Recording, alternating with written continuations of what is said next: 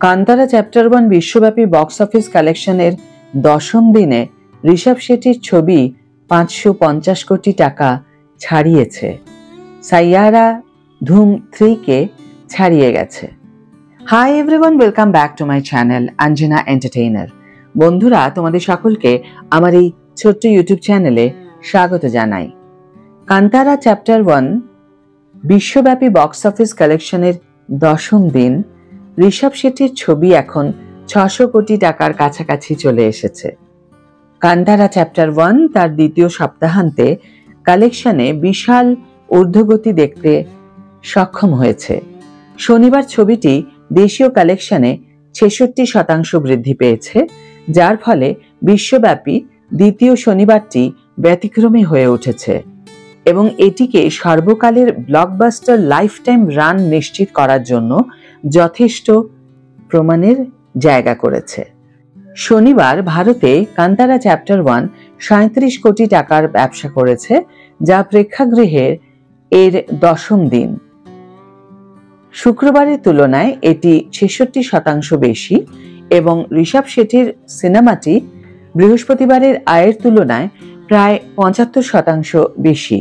এই বৃদ্ধির অর্থ হল 10 দিন পর ছবিটি ভারতে 396.65 কোটি টাকার ব্যবসা করেছে, অর্থাৎ 476 কোটি টাকার ব্যবসা। ছবিটির মুখের কথা অত্যন্ত ইতিবাচক হওয়ায় দ্বিতীয় রবিবারটি খুব শক্তিশালী হয়েছে।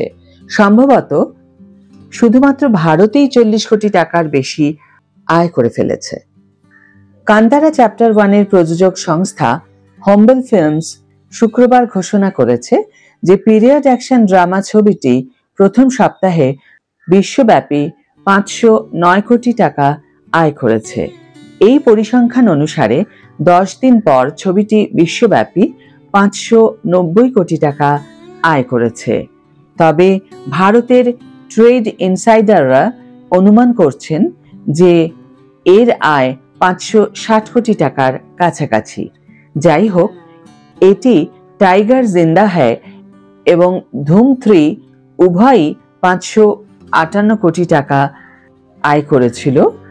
এগুলিকে পেছনে ফেলে সর্বকালের সেরা 25টি ভারতীয় ছবির তালিকায় স্থান করে নিয়েছে।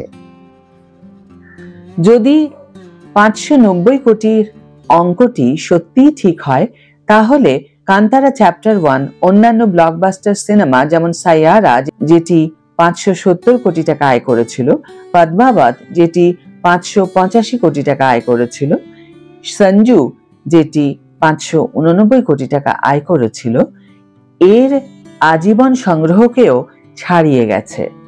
ঋষভ শেঠি রচিত এবং পরিচালিত কান্তারা চ্যাপ্টার 1 হল 2022 সালের ব্লকবাস্টার কান্তারার প্রিকুয়েল, যা বিশ্বব্যাপী 400 কোটি টাকা আয় করেছে।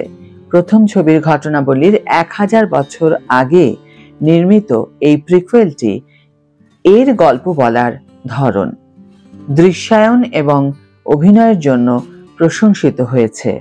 ছবিতে আরও অভিনয় করেছেন রুক্মিণী বাসন্ত, জয়রাম এবং গুলশান দেবাইয়া। আজকের ভিডিও এখানেই শেষ করছি বন্ধুরা। ভিডিওটি যদি ভালো লেগে থাকে তাহলে অবশ্যই একটি ছোট্ট করে লাইক দিও, শেয়ার করো বন্ধুদের সাথে, কমেন্ট করে জানিও তোমাদের মতামত।